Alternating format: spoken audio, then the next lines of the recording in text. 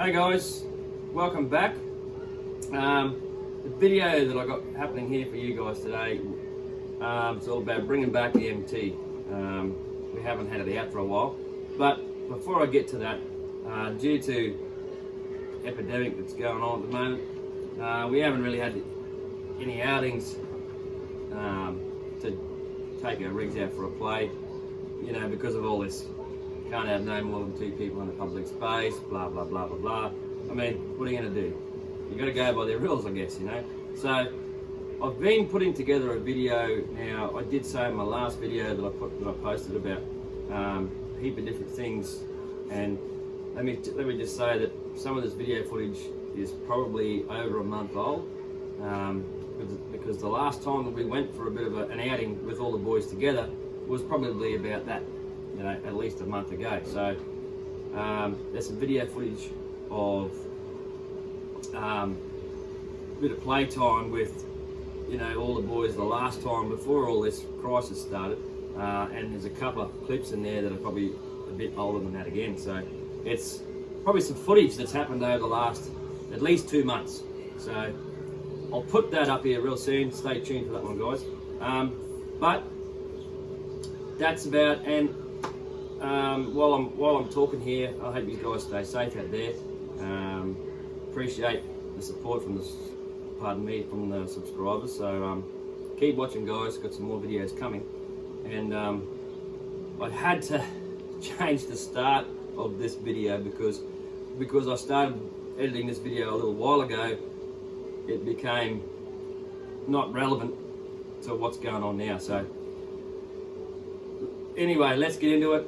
Stay safe, guys, and here we go. It's about bringing back the MT. As you can see on the table here, my Maverick MT. Now, you haven't seen it on the channel for a little while because of, you see there, right on the table in front, that's the gears from the tranny. As you can see there, no good. Now, I have got a new gear set, right? Now, they're slightly different. They're not the same as what was on there originally. And look, by looking at it, when they turned up, I thought, they're not the same. But I thought, I might give them a go anyway, because they're a slightly taller set, so a bit more top end. Now, I'm assuming that when I looked at the part number on these, before I looked at the part number, that they are the same gear set that's in the buggy and the Maverick XB and the Maverick ST, like stadium truck, so buggy and truck. I think pretty sure that's what the gear set is, right? So, being the 45 in this rig with an 8,000 spring, I'm going to put them in here and see how we go. It should be okay, but we'll try that and see how we go. So, I've got to the point now where I need to get this thing going again. I'm missing not playing with it.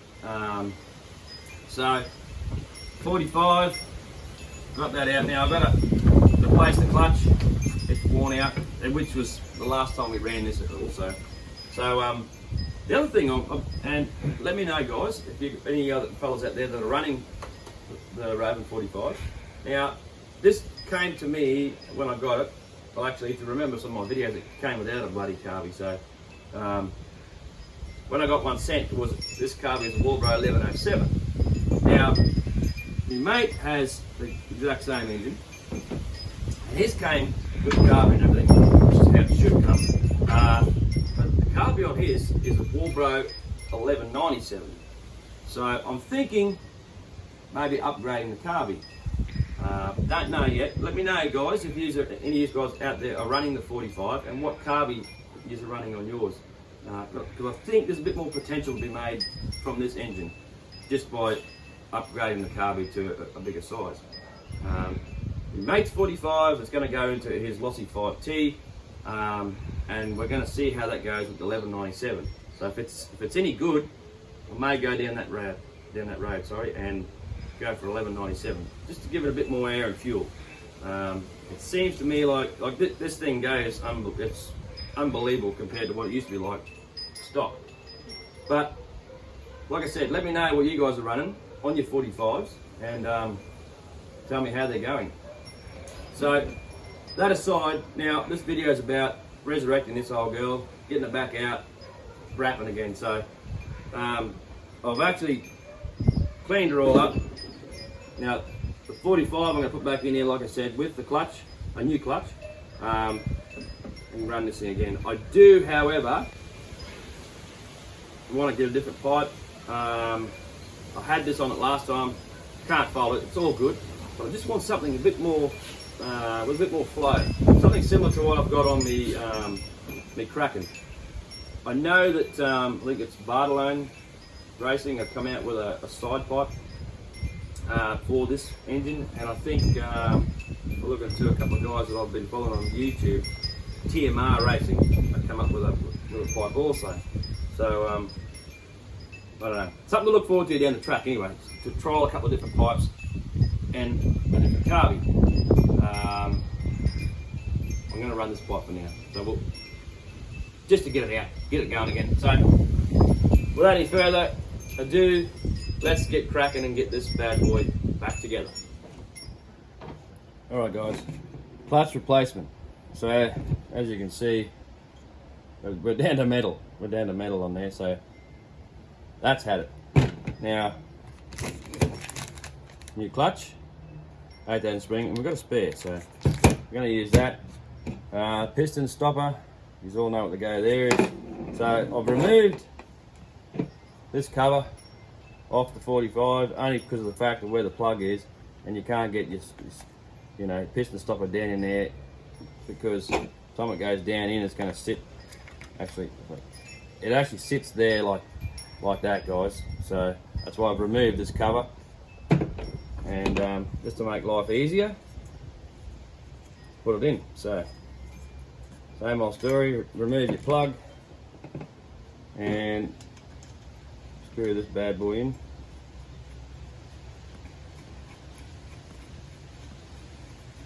It doesn't be super tight. Screw them in and it locks against there. Now I got a 1/2 inch socket and ratchet, so a bit of an overkill, but the quickest thing I had on hand. So anyway, let's see if I can get this.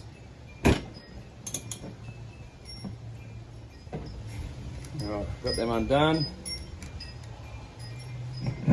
This way, a bit easier.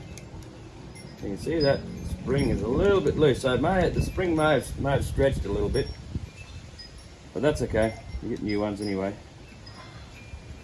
Undo the clutch, pull that bolt out.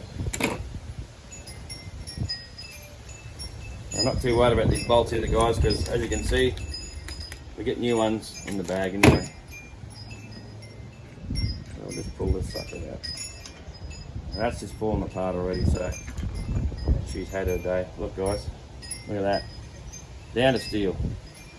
And the other one, yeah, he's not much better. Just about down to steel too. So, and the spring still looks okay. It may have stretched a touch, but we'll put a new one in there anyway. And get rid of these two washers off of here. We'll get new ones. So there we go. Clutch removed. So, take them out of the bag. There's our new clutch. Like always guys, try not to touch it if you can, just to keep the oil from your hands and fingers getting onto the pad material. So just a good rule of thumb. So there we go, complete clutch, new spring, and of course the hardware and your spare spring. Alright, so let me get these out of here. Now, got the bolts, 2 new bolts, little wave washer to go underneath the head of them, and then your two washer / spacers to go on the end of your shaft there. So now, I always like to use a little bit of myself anti-seize. This is an old, I've had this for a long time. I mean, generally around home you don't have a great deal of use for this, but it's good for on here, just to prevent your your bolts from binding up inside your shoes. Now I'm just going to put that to the side, and like I always say, guys, you don't need much on here, just a tiny little bit like that. That's all you need. Same on this one, just a little bit on there, not too much, because we're going to smear that around in there, so put a dab more on that one. That's all you need, guys, not too much. You don't want any of that stuff getting out and contaminating your shoes on your clutch, because it'll slip. Obvious reasons. So anyway, got a bit of wind here blowing stuff around. Alright, so now we can put these back in. Now if you just want to, put some Loctite, put some blue Loctite on here, guys, if you want to, on your threads. I'm not going to worry about it because I'm a little bit concerned that this thing may go through a clutch with this, but that aside, it's a personal choice, so we'll see how we go. If this burns the clutch out because of these gears I'm putting in here, well, so be it. I got spares. Anyway, so what we do here is get your little wave washer. That's a bit too much on there. I'm gonna take a bit of that off.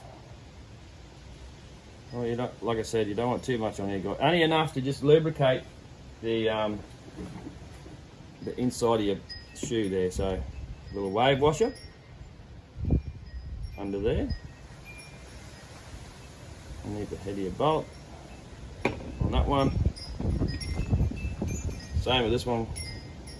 Just a little wave washer under there. Now what we do here is, as long as you haven't got any stuff on your fingers, put this into your shoe. And also note, guys, on here you'll see some arrows. Not all clutches have got them, but I'm going to say most of them do. That's the direction that this is to spin at, right, guys? So don't put it on that way. It needs to go that way. So the arrows point to the direction of the rotation. So that's just a little thing. Just keep in mind. I've probably said that on previous videos before. So we just stick him in there and give it a little turn. Get it in there and give it a little turn. Just to spread that anti-seize around in there. Same on this one. Drop him in. Put him in there. Just give it a little turn, guys. Just give him a little bit of a turn. Just so spread that around. Alright, now we're good. Now you get these two washers. Goes on there. If you can see that. Put them on there. Then it's just a matter of putting your clutch on, keeping in mind directional arrows. In there and there. And doing them up.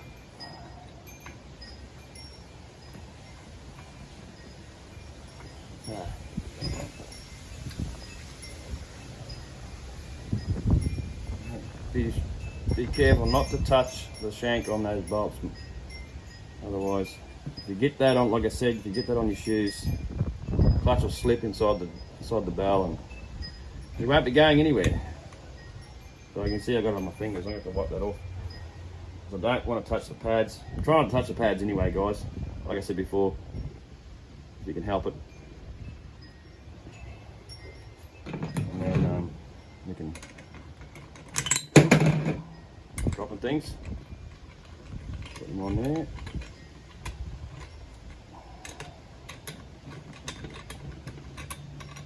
Okay, so get that down. Now check in your workshop manual, guys. It might tell you what tension you need to do. But before you do that, you may just need to rotate this. See, this has got mad compression, so I'm just going to back this off so I can turn that the other way. That's getting me.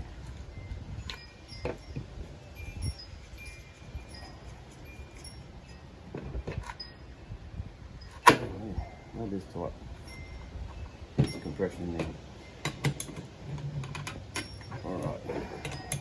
Do them up, guys, and then I'll torque them down afterwards, but you get the general idea. That's done. Then you remove your piston stopper, put your cover back on, plug in, and that part's done.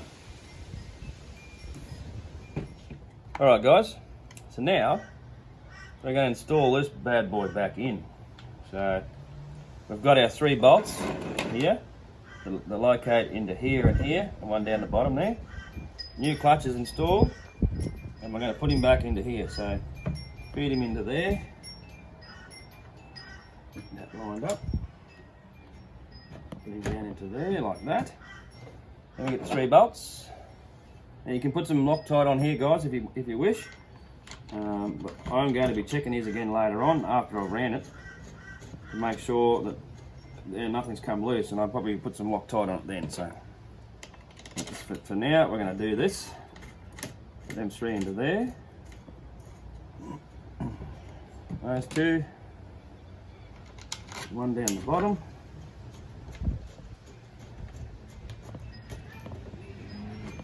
like that. Now I won't tighten them up totally yet because I've got to put the 2 in underneath, so with these little spaces. So we'll go ahead and do that. Put them underneath. All right, so we've got the 2 underneath done. So now we're going to do up these 3. Okay. So I'm doing that. Oh, sorry guys, I'm moving bumping the table, moving the camera all over the place. So, sorry guys, I'll try not to move that too much, but get them tight. Just do them up. Now that's your 3 bolts. I can stop the camera from stop the table from moving around. The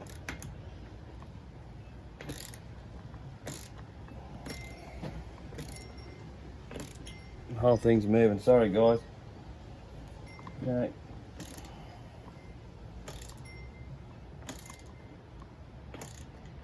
Okay, so I'll check them with an Allen key just to get them right. So I think now we can probably go on. See, that's just check that that's going to spin nice and free, which it does. So all right, now we can probably move on to installing the gears. Okay, here we go guys. Now we're going to put these gears on. So the steel gear set. Okay, let's get them out. Oh, that's pretty good. Okay, so now like I said before, these are the different ratio to the original. So like I said said previously there, I think they're the taller gear set. So now as we can see, this original one was off there. That's the end one. Then the bigger one, this big one, was in the middle. And then what do we have here? This one, and that one. They were together.